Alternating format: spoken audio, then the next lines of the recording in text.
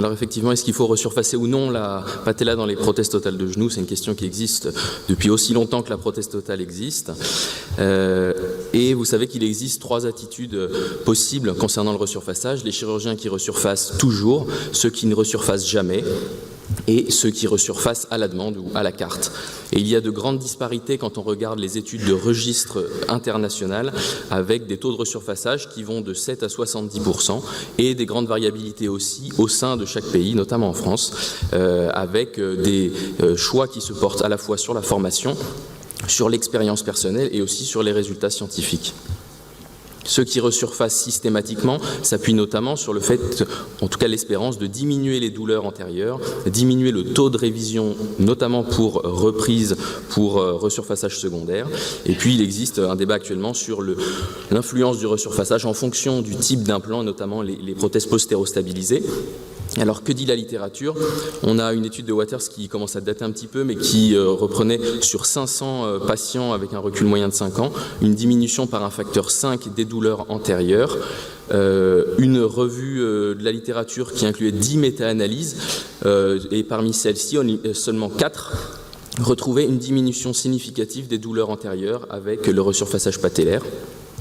Et puis, un petit peu plus original, les études qui s'intéressent uniquement au resurfaçage patellaire ou non de façon randomisée dans les prothèses totales de genoux bilatérales simultanées. Et 5 articles sur les 6 ne retrouvaient pas de différence dans les résultats cliniques, le taux de révision et les taux de complications en s'affranchissant de ce biais de sélection. Concernant le dessin de l'implant, on l'a vu avec les communications précédentes, beaucoup de facteurs à prendre en compte, mais cette revue comprenant 37 essais contrôlés randomisés qui comparaient l'ECR et le PS à propos de plus de 3700 patients retrouvait des résultats similaires concernant le resurfaçage. Ceux qui ne resurfacent jamais la patella s'appuient sur des résultats scientifiques pas toujours évidents, on vient de le voir. Et puis le risque de complications iatrogènes, notamment le tracking anormal de la rotule qui est assez fréquent et qui est influencé par le positionnement du bouton rotulien, la section ou non du rétinaculum latéral et l'obliquité de la coupe. Cependant, ces articles s'accordent à dire qu'il n'y a pas de corrélation entre ce tracking et les symptômes du patient. Le risque de fracture et d'ostéonécrose, il est rare, et Michel Bonin nous l'a dit, il est probablement sous-estimé, mais ça survient la plupart du temps dans les reprises de prothèses et sur les patellas non cimentées. Le décèlement, lui aussi, il est rare, et les facteurs identifiés sont l'obésité et les erreurs techniques, notamment la cimentation qui est essentielle sur la rotule. Concernant le resurfaçage à la carte, il faut s'appuyer sur un certain nombre d'arguments dans chaque catégorie, le patient, la technique chirurgicale et la prothèse. Concernant le patient, est-ce qu'il y a des douleurs antérieures préopératoires, de l'arthrose fémoro-patellaire préopératoire et, il ne faut pas l'oublier, la présence ou non de maladies inflammatoires et rhumatismales. Concernant la technique chirurgicale, on l'a vu avant, la voie d'abord, la rotation de l'implant, son positionnement antéro-postérieur avec la restitution de l'offset, l'angle de résection de la coupe et le positionnement médiolatéral. Concernant le type de prothèse, CR, CS, PS, le rayon de courbure constant ou variable, et puis le dessin de la trochlée anatomique ou non. Alors justement, à ce propos, dans le service, on avait fait une étude prospective randomisée sur 250 prothèses totales de genoux qui avait un design PS et une trochlée anatomique moderne.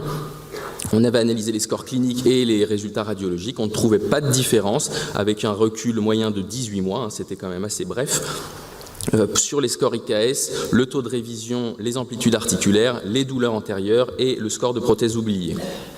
En revanche, il y avait plus de douleurs antérieures quand la patella n'était pas resurfacée dans les escaliers, et quand elle était resurfacée, il y avait plus de tilt patellaire, dont les facteurs de risque étaient l'utilisation d'un petit bouton rotulien, le sexe féminin et l'obésité. On a réalisé récemment une enquête de pratique au sein des membres de la Lyon School et puis des orateurs internationaux pour connaître quelles étaient leurs attitudes, pourquoi et comment ils réalisaient le resurfaçage. La répartition entre l'activité publique et privée était assez homogène. L'âge des chirurgiens, c'était plutôt des chirurgiens jeunes avec une majorité de moins de 60 ans. Les chirurgiens étaient plutôt des gros poseurs de prothèses totales de genoux, plus de la moitié en posaient plus de 100 par an. À la question sur quoi repose principalement votre stratégie de resurfaçage, les résultats étaient vraiment bien répartis entre la formation de chirurgiens, l'expérience personnelle au bloc opératoire et puis les résultats de la littérature publiée.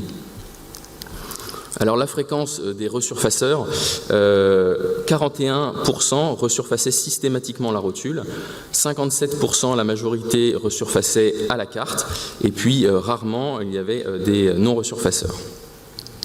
Les resurfaceurs systématiques étaient plutôt les chirurgiens d'âge moyen, entre 40 et 60 ans, tandis que les chirurgiens jeunes resurfaçaient plutôt à la demande. C'est intéressant de voir que selon l'insert utilisé, ultra congruent, stabilisation par cam, insert fixe ou insert mobile, ça ne modifiait pas la proportion de resurfaçage systématique. À la question, est-ce que la possibilité de resurfacer secondairement la patella en cas de douleur antérieure persistante après une prothèse non resurfacée, eh bien, c'était pour la majorité des chirurgiens pas un argument suffisant pour ne pas resurfacer en première intention.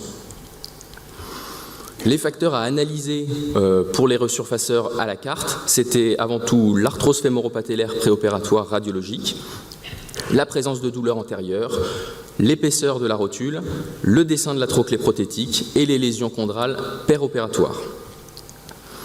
Les arguments qui incitaient plutôt à resurfacer étaient l'espérance de diminuer les douleurs antérieures, diminuer le risque de reprise chirurgicale et d'améliorer le tracking patellaire. A l'inverse, les arguments qui allaient plutôt contre le resurfaçage étaient le risque de fracture, la conservation du stock osseux et l'absence de preuves scientifiques de la supériorité évidente. Le type de bouton utilisé était majoritairement un bouton onlay en forme de dôme. Il était majoritairement cimenté, seulement 3% utilisaient en priorité un bouton non cimenté. L'épaisseur minimale à garder était d'au moins 12 mm pour la plupart des chirurgiens et seulement un tiers des chirurgiens faisaient la coupe à main levée, 57% utilisaient un guide de coupe. Le délai minimal avant de resurfacer la rotule était de 12 mois pour presque la moitié des chirurgiens et puis 18 à 24 mois pour un quart d'entre eux.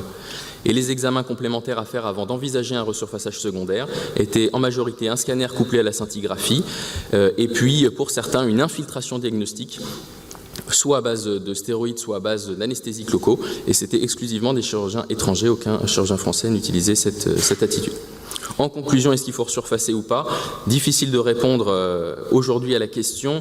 On sait en tout cas que le non-resurfaçage va conduire à plus de reprises chirurgicales pour resurfaçage secondaire, notamment parce qu'il est plus facile de reprendre les patients pour les resurfacer en cas de non-resurfaçage que de proposer à un patient une nouvelle chirurgie, notamment un changement de prothèse en cas de douleur persistante sur une patella resurfacée. Les raisons évoquées pour le resurfaçage à la carte, qui était l'attitude favorisée, étaient la diminution des douleurs antérieures et le risque de reprise chirurgicale. Il est important, quelle que soit l'attitude envisagée, de bien comprendre les facteurs de risque d'échec et puis de bien connaître la prothèse de genou que vous utilisez. Ça aura des conséquences majeures. Je vous remercie.